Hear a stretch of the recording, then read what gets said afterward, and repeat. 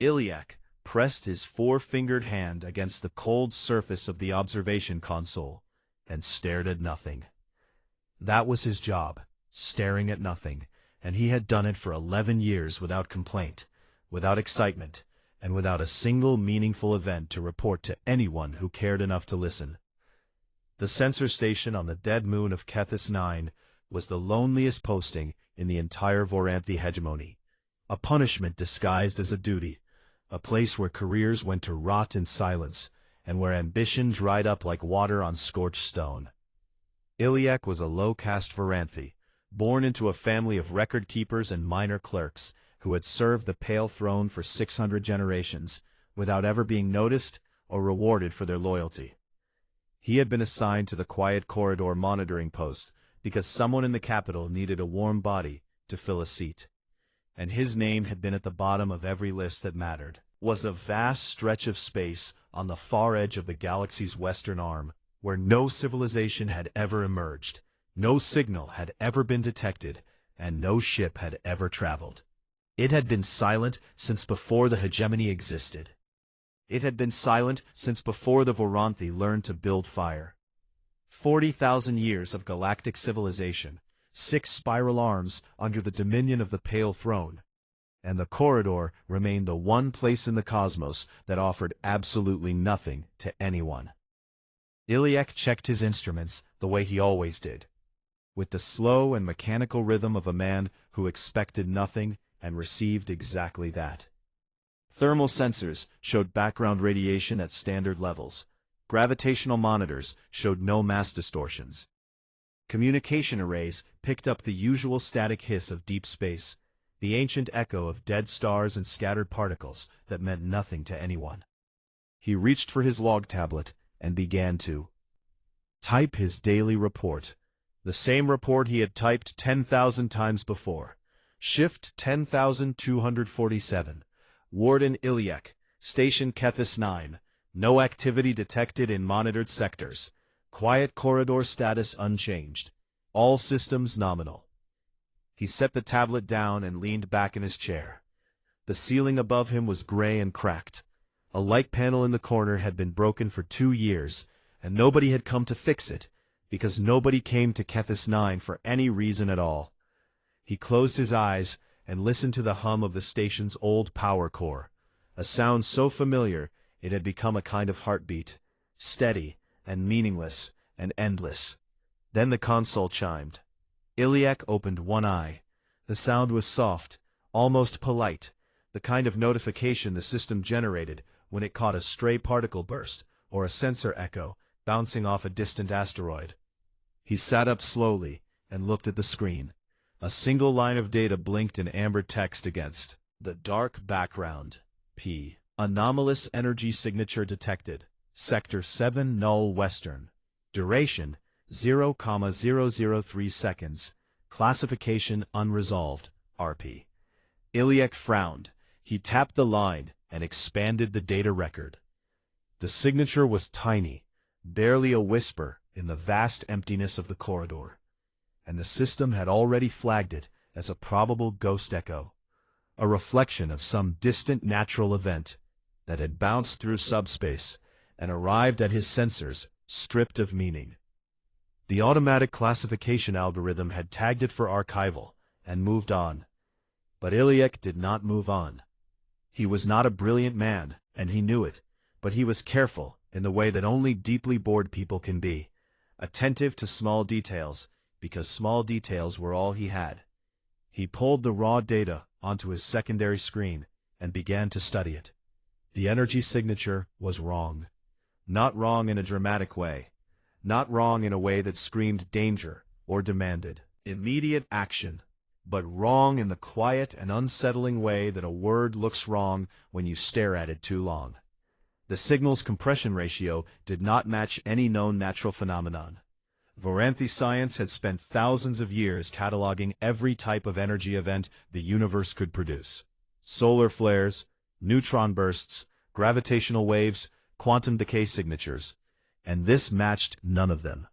The information density packed into that 3-millisecond burst was, according to his instruments, approximately 400 times greater than the most advanced Voranthi communication protocol could achieve. Iliek stared at the numbers for a long time. Then he ran the analysis again. The numbers did not change. He sat in silence for nearly an hour, his mind turning the data over and over like a stone in a river, wearing away his assumptions until only the raw and uncomfortable truth remained. Something had sent that signal.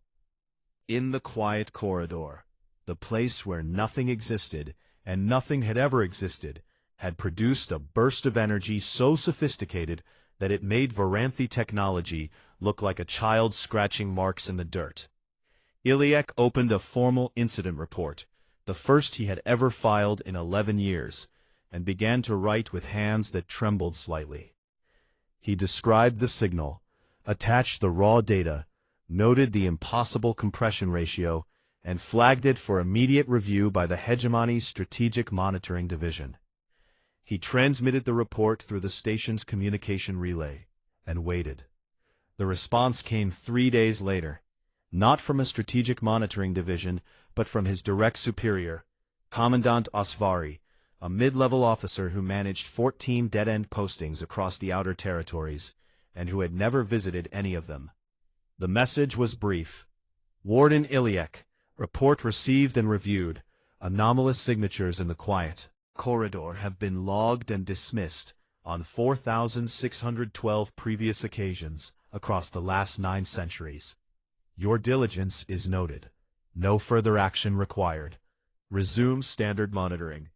Commandant Osvari, Outer Territories Command. Iliek read the message twice. He set down his tablet. He looked at the console, at the place on the screen where the amber text had blinked for 3 milliseconds before the system tried to forget it had ever existed. Then he looked out the observation window at the vast and empty dark of the quiet corridor, that impossible silence stretching out beyond the reach of Voranthi understanding. And for the first time in 11 years, Iliek felt something he could not name. It was not fear exactly. It was the feeling a man gets when he stands at the edge of a cliff in the dark, and realizes that the wind he feels on his face is not wind at all, but the breath of something enormous and unseen, standing just beyond the place where light ends. Far away, deeper in the corridor than any Voranthi sensor could reach, something moved. It was small by the standards of interstellar vessels, barely 40 meters from bow to stern, and it ran no transponder, broadcast no identification signal, and emitted so little energy that it was functionally invisible against the background radiation of empty space. It had been traveling for a very long time. Now it slowed. The ship's drive system folded space in a way that would have baffled every physicist in the hegemony, compressing distance without generating the telltale gravitational ripples that Voranthi sensors were designed to detect. It came to rest in the dark between 2 dead stars, patient and silent and deliberate. Inside the ship, a woman with brown skin and dark eyes sat alone in a small cabin, lined with screens that displayed data in a language no species in this part of the galaxy had ever seen. For several minutes, population centers, fleet movements, communication frequencies, political structures, all gathered passively over months of careful and invisible observation. Then she reached for a small recording device and spoke in a calm and steady voice. Transition complete. Local space is occupied. Indigenous civilization is Imperial class, multi-species, showing late-stage institutional decay. Technology level is significant but stagnant. No evidence they have detected our presence. Beginning extended passive observation. Voss out. She set the recorder down and looked through the narrow viewport at the distant stars of the Voranthi hegemony. All those ancient lights burning in their ancient patterns, unaware that the silence they had trusted for 40,000 years had just been broken by something they were not ready to understand. The quiet corridor was no longer quiet. But nobody who mattered was listening. The throne world of Aetherus Prime was a monument to power that had forgotten what power was for. Its capital city stretched across an entire continent, a forest of crystalline towers and gilded bridges and ceremonial plazas so vast that a person could walk for days without reaching their edge. Every surface was carved with the histories of conquest, every archway inscribed with the names of species that had bent the knee to the Voranthi across 40,000 years of unbroken rule. It was beautiful in the way that a tomb is beautiful, perfect and cold and utterly still.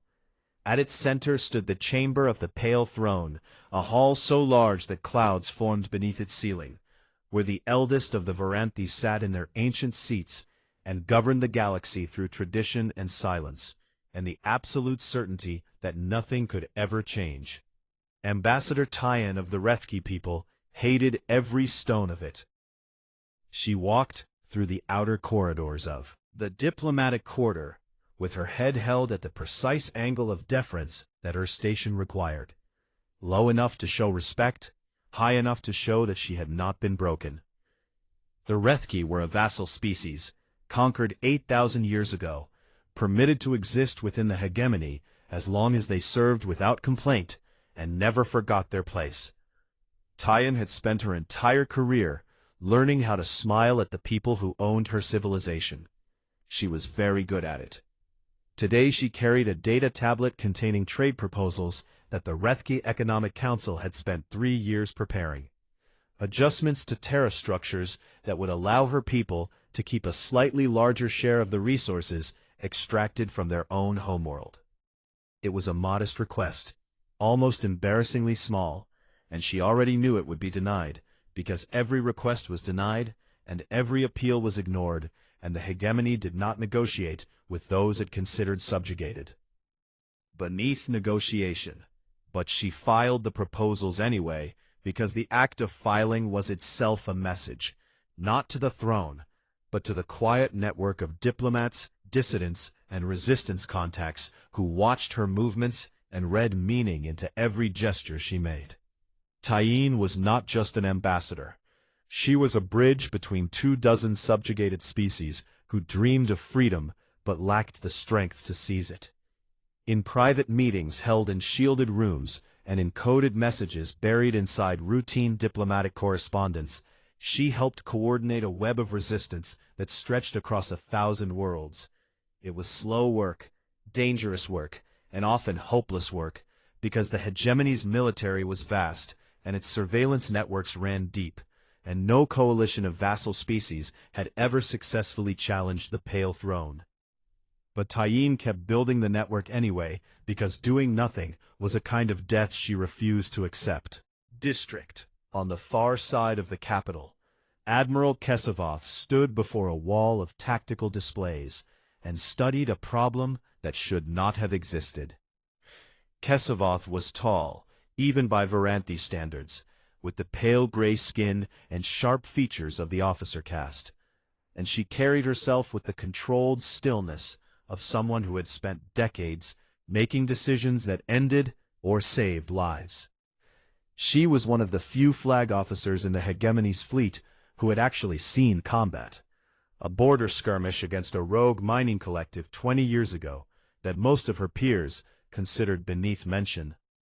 But Kesavoth remembered what it felt like when the unexpected arrived, and she had never lost the habit of taking anomalies seriously. 3 months ago, she had been given a quiet assignment: investigate reports of unidentified sensor contacts along the quiet corridor border. The assignment was meant to be a formality, a minor administrative task, handed to her, because she was available and because nobody important wanted it. She had treated it as something more. Her staff had gathered every reported anomaly from the last 18 months: sensor ghosts, unexplained energy signatures, phantom contacts that appeared for fractions of a second, and then vanished without trace. Individually, each report was easy to dismiss. Together they formed a pattern that made Kesavoth's blood run cold. The contacts were not random. They traced a deliberate path along the hegemony's border, pausing at strategic points: fleet anchorages, communication relay stations, sensor network junctions, before moving on. Whatever was out there was not lost, and it was not passing through. It was conducting a survey. It was mapping them. Kesavoth pulled one particular report from the archive. An incident filing from a sensor station on a dead moon called Kethis 9, submitted by a warden named Ilyek, describing it. Energy burst with a compression ratio that exceeded Viramthi theoretical limits by a factor of 400. The report had been dismissed by Outer Territories Command without investigation. Kesavoth read it 7 times. She requested access to the raw sensor data and spent 2 weeks having her best analysts examine it. And when they were finished, they sat in her office in silence for a long time before the senior analyst spoke. Admiral, this signal was not natural. It was generated by a technology we do not understand. The compression method it uses is based on mathematical principles that our science has not yet discovered. Whoever sent this is operating at a level of sophistication that is significantly beyond our own. Kesavoth had expected this answer, but hearing it spoken aloud still felt like a hand closing around her throat. She assembled her findings into a comprehensive intelligence brief. The pattern of contacts, the impossible signal, the analyst's conclusions, and requested an audience with the Pale Throne. The audience was granted, though it took 6 weeks of bureaucratic maneuvering to secure. And when Kesavoth finally stood before the ancient chamber and presented her evidence, she did so with the calm precision of an officer who understood that this was the most important briefing of her career. The elders of the Pale Throne listened in their characteristic silence, their ancient faces unreadable behind ceremonial masks of white metal. When Kesavoth finished, the eldest among them spoke in a voice that sounded like dry wind moving through dead branches. Admiral Kesavoth, the hegemony has endured for 40,000 years. In that time, no external force has challenged our supremacy. The quiet corridor has been surveyed, mapped, and dismissed by generations of scientists and military planners far more senior than yourself. Your pattern analysis is noted. Rejected. Kesavoth held her ground. With respect, I am not presenting a conclusion. I am presenting evidence that requires further investigation. If there is an advanced and unknown civilization conducting surveillance of our borders, the strategic implications are zero, the elder interrupted, and there was a coldness in the voice that was not anger, but something worse, complete and unshakable certainty. The hegemony has no peers. This has been true for 400 centuries, and it will remain true. Increase patrols along the corridor border if it satisfies your concern. The matter is closed. The chamber fell silent. Kesavoth stood motionless for a moment, then bowed precisely to the depth her rank required, no deeper, and turned and walked out. In the corridor beyond the chamber she stopped, and placed one hand against the cold stone wall, and breathed slowly until her heart stopped racing. She had served the hegemony her entire life. She had believed in it, fought for it, built her identity around the idea that the Viramthi were the guardians of galactic order, and that the Pale Throne's wisdom was the foundation upon which civilization rested. Standing in that corridor, with the elder's dismissal still ringing in her ears, she felt that foundation crack beneath her feet. Not because of what was in the quiet corridor, but because of the absolute and terrifying inability of the most powerful institution in the galaxy to even consider the possibility that it might not be the most powerful thing in the universe. In her quarters that night, Kesavoth sat alone in the dark and made a decision. She would continue the investigation on her own authority, quietly, using resources she could divert without attracting attention. She would find out what was in the corridor, and when she had her answer, she would decide what to do with it, not for the Empire, but for herself. Throne, but for the billions of lives that depended on someone being willing to look at the truth, even when the truth was terrifying. Somewhere across the capital, Ambassador Tyene received a coded message from a contact she had never heard of, routed through 7 relay points to mask its origin. It contained a single sentence: "There is something in the silence, and it is not Voranthi." Tyene read the message 3 times, deleted it, and sat very still in her darkened office, while the lights of the eternal capital burned outside her window like the last embers of a fire that did not yet know it was dying. Myrith Anchorage was the kind of place that empires preferred to pretend did not exist.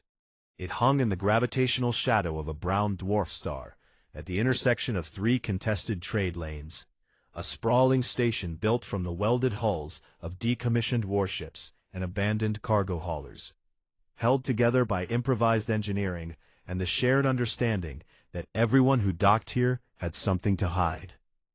The hegemony's authority reached this far in theory, but not in practice. Customs officers could be bribed, patrol schedules were predictable, and the station's population of traders, smugglers, refugees, and information brokers operated under a single unwritten law: mind your own business, and you will survive. It was exactly the kind of place a person would choose if they wanted to make first contact with a galaxy without anyone important noticing. The ship that docked at berth 17 on the station's lower ring was small, unremarkable, and registered under a freight company that existed only on paper. Its hull was clean but undecorated. Its drive signature was a perfect imitation of a common Rethke cargo shuttle, and its single occupant cleared the docking protocols with documentation so flawless that the automated systems did not flag a single irregularity. Captain Alara Voss stepped onto Myrith Anchorage, wearing clothes that matched the local fashion, and speaking trade common with an accent that sounded vaguely like it came from the outer colonies. She was average height, average build, with brown skin and dark hair cut short and practical. Nothing about her appearance demanded attention, and that was entirely the point. She spent her first 3 days on the station doing nothing remarkable.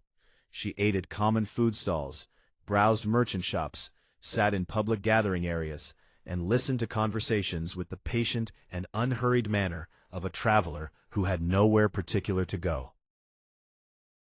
She asked questions, casual, friendly, the kind of questions any newcomer might ask, about trade routes, local politics, which sectors were safe and which were not. She was warm and easy to talk to, and people found themselves sharing more than they intended, without quite understanding why. By the 4th day, she had mapped the station's social ecosystem, identified its key information brokers, and built a quiet reputation as a minor trader looking for business opportunities in the outer territories. On the 5th day, she made her first real move. She approached a Selvani merchant named Droth, who was known in certain circles as a man who could arrange meetings with people who preferred not to be found. Over a drink in a private booth, Voss explained that she represented a trading cooperative from beyond the corridor, and that she was interested in establishing contact with parties who might benefit from new economic partnerships outside the hegemonies. Control. Droth studied her with the shrewd eyes of a man who had survived by reading people correctly. He asked where exactly beyond the corridor her cooperative was based. Voss smiled and said that was a conversation for a later time with more important people. Droth considered this, finished his drink, and said he would make inquiries. 1 week later, Ambassador Tian arrived at Myrith Anchorage aboard a civilian transport, traveling under a false identity and accompanied by a single bodyguard. She had received Droth's message through her resistance network, a carefully worded note describing a trade representative from an unaffiliated polity who had requested contact with parties interested in alternatives to hegemony commerce. Tian did not know what to expect. In 20 years of resistance work, she had met dozens of opportunists, con artists, and provocateurs who claimed to offer salvation and delivered nothing, needing to be the same. The private room Droth had arranged was small and windowless, furnished with a metal table and 2 chairs. Voss was already seated when Tyene entered. She stood and offered a greeting in perfect Rethki, not trade common, not Voranthi, but the native language of Tyeen's people, spoken with an accent that was slightly old-fashioned, as though learned from archived recordings rather than living speakers. Tyeen stopped in the doorway. No outsider spoke Rethki. The hegemony had spent centuries suppressing vassal languages, and Rethki was spoken only in private homes and in resistance communications that were never transmitted on open channels. The fact that this stranger knew it meant something that Tyeen was not yet ready to understand. They sat across from each other, and for a long moment neither spoke. Then Voss said, calmly and without any performance, "My name is Alara Voss. I am a representative of the Terran." Continuity. We are a human civilization that developed in the region you call the Quiet Corridor. We have been observing this part of the galaxy for approximately 30 standard years. I am here because we believe your people and many others are running out of time, and we would like to help. Tien felt the room tilt beneath her. She had spent her life fighting an empire that seemed eternal and unmovable, building fragile networks of resistance against a power so vast that rebellion felt like throwing stones at the ocean. And now a woman she had never met was sitting across from her, speaking her forbidden language and claiming to represent a civilization that should not exist. "That is a very large claim," Tien said carefully. "It is," Voss agreed, "and I do not expect you to believe it on my word alone." She placed a small device on the table between them and activated it. A holographic display materialized in the air, a star map of the hegemony rendered in extraordinary detail, showing fleet positions, communication relay networks, planetary defense grids, and political boundaries. Tyen recognized it immediately as a military intelligence map of a kind that only the highest levels of hegemony command would possess. Except this map contained details that hegemony maps did not: annotations in an unfamiliar script, probability assessments attached to each fleet group, structural analyses of command hierarchies, and most disturbingly, a predictive model showing how the hegemony's political fractures would likely evolve over the next decade. "We have spent 30 years watching," Voss said quietly, "listening to your communications, studying your politics, mapping your military infrastructure, and modeling your civilization's trajectory. We did not do this as preparation for war. We did it because we needed to understand what we were dealing with before we decided how to introduce." Tyene stared at the map, her mind racing. "Why now?" she asked, and her voice was steady despite everything, because she had not survived 20 years of resistance work by letting shock control her. "Why reveal yourselves now, after 30 years of silence?" Voss leaned forward slightly. "Because the Pale Throne is preparing a punitive military campaign against the Rethki homeworld. They intend to make an example of your people, to suppress the growing unrest among vassal species. Our models indicate the operation will be authorized within 6 months. If it proceeds, the casualty projections for your civilian population are extreme." The room was very quiet. "You are telling me," Tyene said slowly, "that you watched us suffer for 30 years and did nothing." "Yes," Voss said, and she did not look away. "That is exactly what I am telling you. We were not ready. We did not have sufficient understanding of the political landscape to intervene without causing more harm than we prevented. That calculus has changed. The hegemony is entering a terminal instability phase, and the throne's response will be violence directed at the people least able to defend themselves. We cannot prevent the collapse, but we can change who survives it."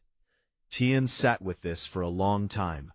She looked at the map, at the Rethki homeworld marked with threat indicators, at the fleet movements converging toward her people. Then she looked at the woman sitting across from her, this impossible stranger from a place that was supposed to be empty, and asked the question that mattered most. "What exactly are you offering?" Voss said, "Information.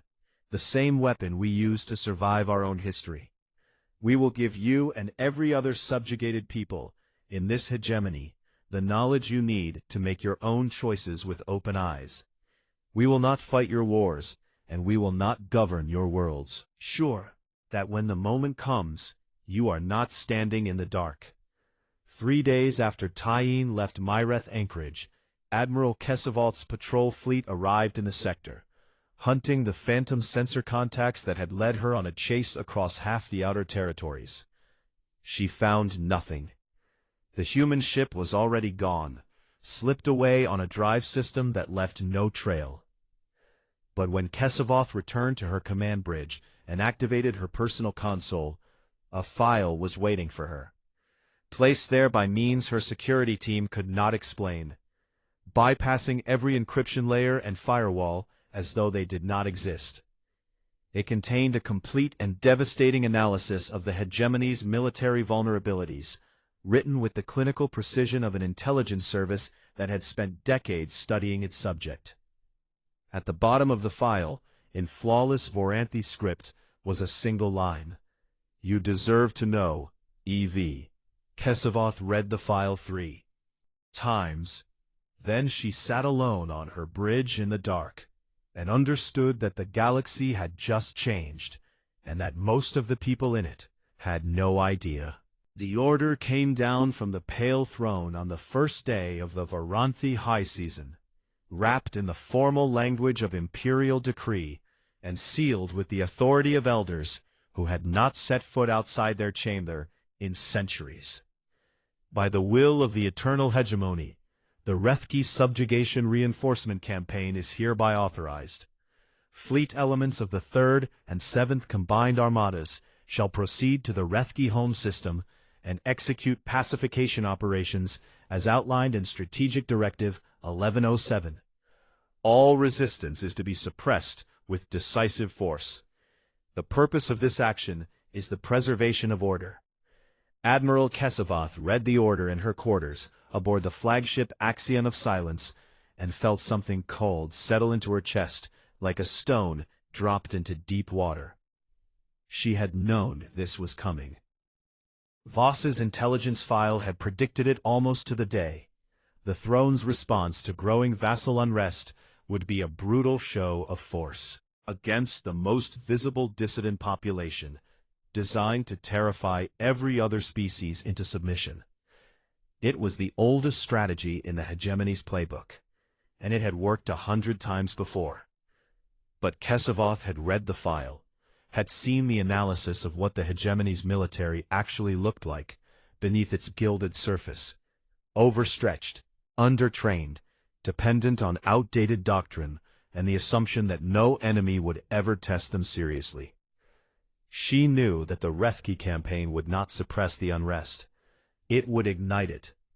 She also knew that she had been given command of the operation because she was competent, and because competent officers follow orders, and the Pale Throne needed someone who could execute a military action without embarrassing the Empire. Kesevoth followed orders. She had always followed orders. She assembled the fleet, 400 warships drawn from garrison postings across the mid-territories, by officers who had never fought anything more dangerous than pirates, and by conscripts from vassal species who served because they had no choice. The Armada departed Aetheris Prime with ceremony and fanfare, broadcast across every communication channel in the hegemony as a demonstration of Imperial strength. Tyene watched the broadcast from a secure location on Myreth Anchorage, surrounded by representatives of 11 vassal species who had gathered in secret to coordinate their response. The room was tense with fear and anger, and the desperate energy of people who had spent their lives waiting for a moment they were not sure they were ready for. "The fleet will reach Rethki space in 14 days, Tyene said, and her voice was calm, because calm was the only thing she could offer them right now. "We have 14 days to decide what kind of galaxy we want to live in." A Selvani delegate spoke first, his voice tight, with barely controlled. "Decide? What? We have no fleet, We have no weapons that can match a Varanthi armada. What are we supposed to decide? Tien looked at him steadily. Whether we stand together, or whether we kneel separately, because the throne is not going to stop with the Refki. Every intelligence assessment we have seen tells us that this is the first step in a wider campaign of suppression. If we do nothing, they will come for each of us in turn. The room fell into heavy silence. Then a message arrived on Tien's secured channel, routed through the same untraceable network that had carried every communication from the Terran continuity. It contained 2 words: "We are ready." On the 11th day of the fleet's transit, as Kesavoth's armada crossed into the outer approach lanes of Rethki space, every sensor array in the hegemony screamed at once. It began at the borders. Massive energy signatures bloomed across the detection grid. Not 1 or 2 phantom contacts, but hundreds of them, appearing simultaneously along the entire length of the quiet corridor boundary, and at strategic points throughout the hegemony's territory. They were not attacking. They were simply there, present and visible for the first time, an entire civilization stepping out of 30 years of shadow in a single coordinated moment. Kesavoth stood on her bridge and watched her tactical display transform from a map of orderly Imperial space into something that looked like a night sky suddenly filled with new stars. Her communications officer turned to her with wide eyes. "Admiral, we are receiving transmissions on all frequencies. They are not directed at us. They are being broadcast to every inhabited world in the hegemony simultaneously." The transmissions were not weapons. They were something worse. The Terran continuity released everything, every classified document from the Pale Throne's archives.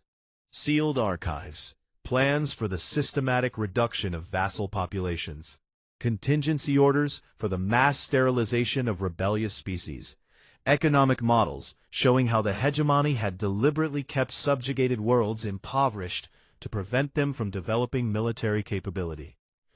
Intelligence assessments that the throne's own analysts had written, warning that the Empire's military was hollow and its technology was stagnant, filed and ignored and buried by elders who refused to acknowledge any reality that contradicted their mythology of eternal supremacy.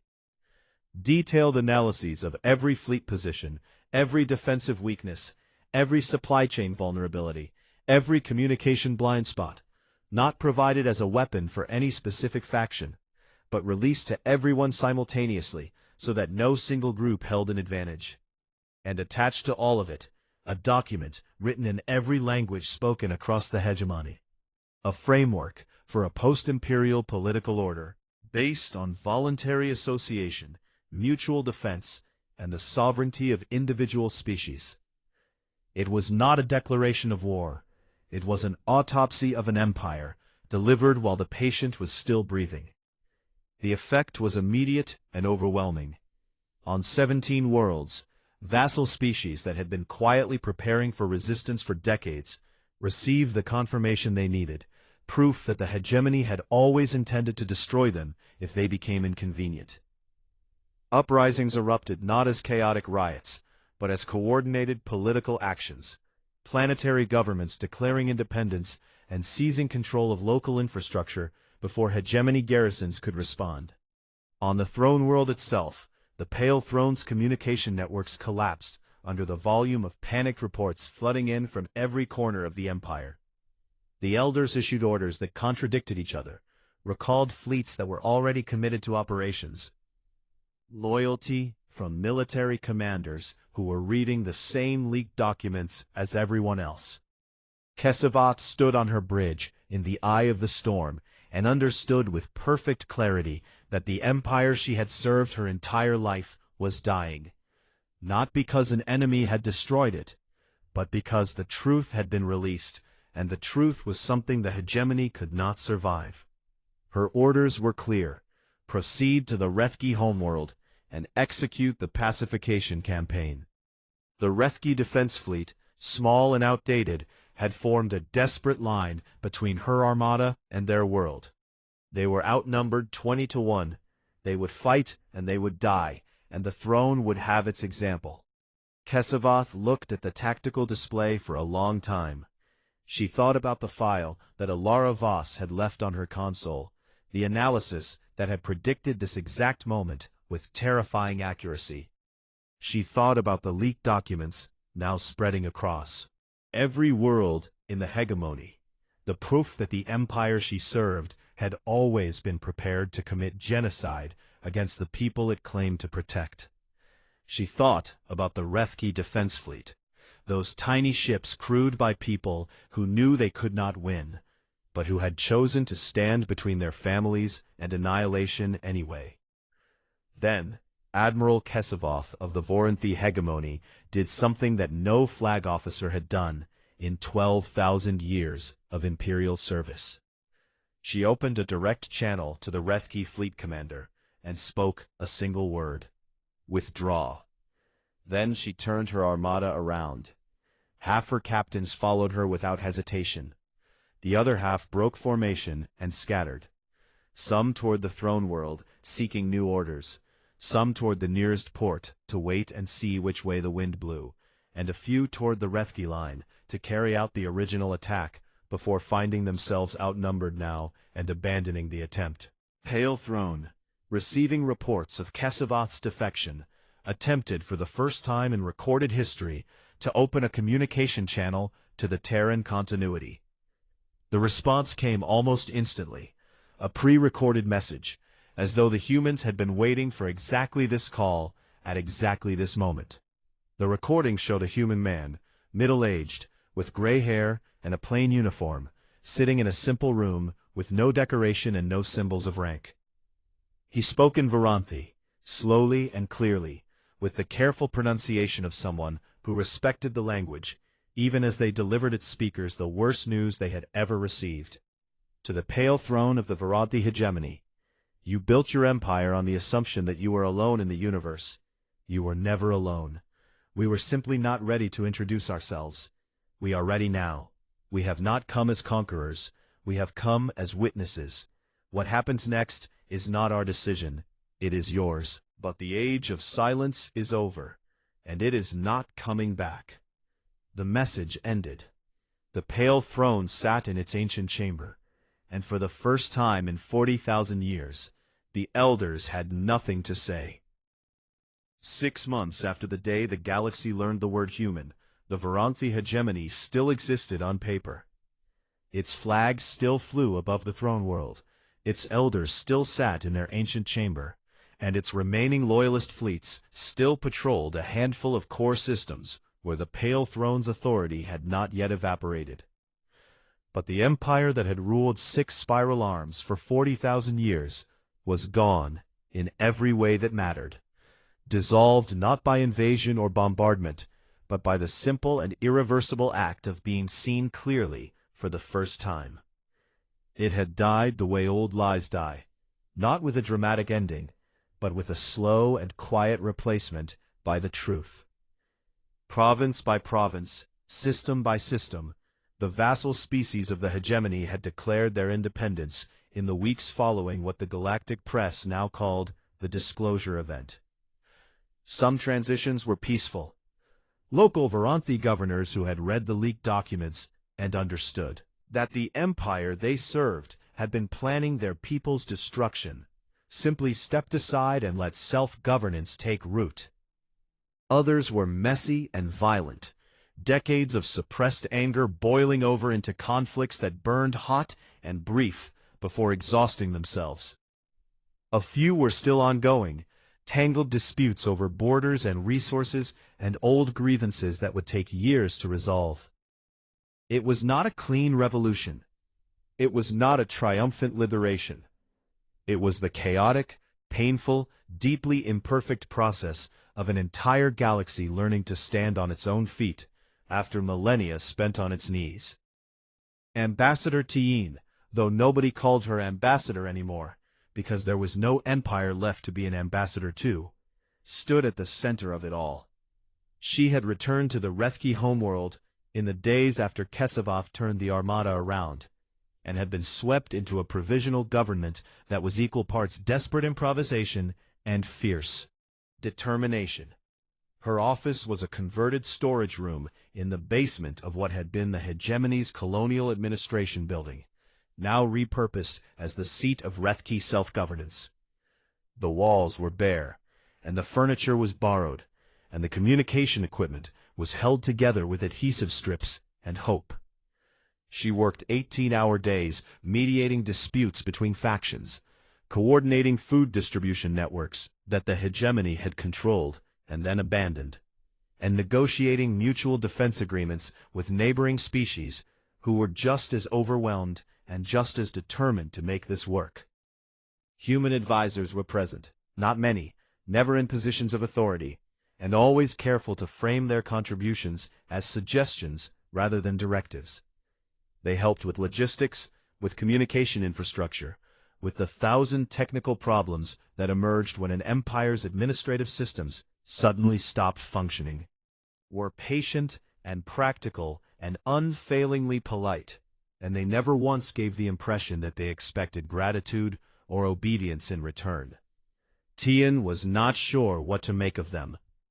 She had spent her life fighting one kind of power, and now she was working alongside another kind entirely, a civilization that possessed overwhelming technological superiority and had chosen to use it not for conquest, but for the slow and unglamorous work of helping others govern themselves. It was, she thought, either the most generous thing she had ever witnessed, or the most sophisticated long-term strategy imaginable. She suspected it was both. On a diplomatic station orbiting a neutral world in the former border territories, Admiral Kesavoth met Captain Alara Voss for the first time face-to-face. Kesavoth had resigned her commission the day after turning the armada around. There had been no ceremony and no acknowledgement. The hegemony's military bureaucracy was in too much disarray to process formal resignations, so she had simply stopped reporting for duty and started answering the calls from reformist officers and vassal species leaders who wanted her expertise. She was a pariah to the throne loyalists, and an uncomfortable hero to everyone else, a Varanthi who had chosen to betray her own empire, which was either the bravest or the most treasonous act in recent history, depending on who was telling the story. Voss was exactly as Kesavoth had imagined her, calm, direct, and possessed of a quiet intensity that made it clear every word she spoke had been carefully chosen. They sat across from each other in a small conference room and studied each other, the way two soldiers do when they meet after a battle fought on different sides of the same war. "I have a question," Kesavoth said. "I expected you would have several," Voss replied. "Did you plan all of this? The disclosure, the timing, the collapse? Was this the outcome you designed from the beginning?" Voss shook her head slowly. "We planned for possibilities. We modeled scenarios, prepared contingencies, positioned assets. But we did not control the outcome. Your throne chose to launch the Rethki campaign. Your vassal species chose to revolt. You chose to turn your fleet around. Those were not our decisions. They were yours." Kesavoth considered this. "That is a very convenient answer. It allows you to take credit for the result without accepting responsibility for the chaos." Voss met her eyes without flinching. "You are right, and I will not pretend that our hands are clean. We watched your empire abuse its subjects for 30 years, and we did nothing because we were not ready. People suffered and died during those 30 years who might have been saved if we had acted sooner. That is a weight we carry, and it is not light. But we believed that intervening before we understood the full picture would cause more harm, and the evidence suggests we were correct. I understand if that is not enough for you." Kesavoth was quiet for a long time. Then she said, "Tell me about your people. Not the strategy, not the technology. Tell me who you are." And Voss did. She told Kesavoth about Earth, a small blue world orbiting an unremarkable star in the depths of the quiet corridor, home to a species that had spent most of its history fighting itself before stumbling into the stars and finding nothing but empty space in every direction. She told her about the centuries of isolation, the long and difficult process of building a unified civilization without any external threat to rally against, the decision to explore outward slowly and carefully, because humanity had learned from its own history what happened when powerful civilizations imposed themselves on less powerful ones.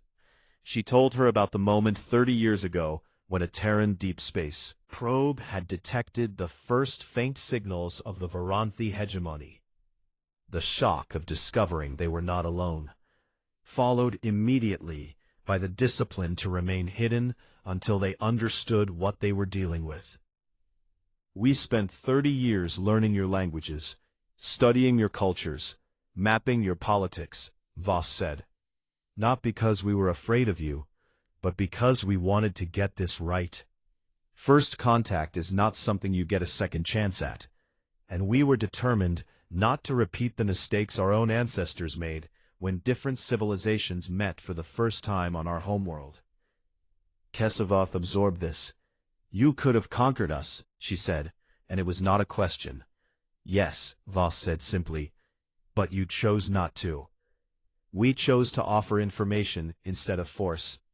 We chose to let the people of this galaxy make their own decisions with full knowledge, rather than making decisions for them.